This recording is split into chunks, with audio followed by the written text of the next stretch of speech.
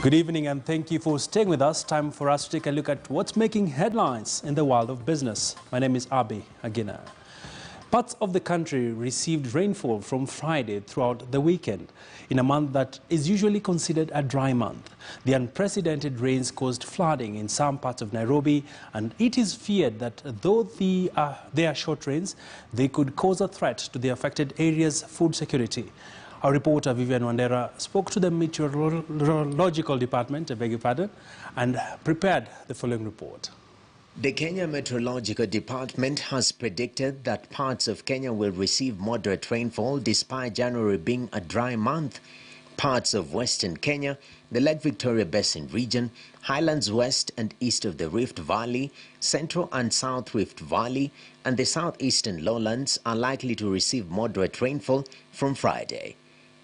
The rains pose a threat to food security as they lead to reduced food production, cause a decline in food access, and ultimately low livestock prices. According to Ezekiel Mwigai, the Assistant Director, Forecasting Services, the unprecedented rains are due to rain-bearing clouds coming from Tanzania, which affected some parts of Ukambani, Nairobi, and Western Kenya. Mwigai added that the rains pose a threat to food security in areas of Narok and Migori, while livestock in Kajiado and Taita Taveta will be affected the most by short rains. The rains have, however, started dropping in Nairobi, while Migori, Narok, and Kajiado are still experiencing some activities.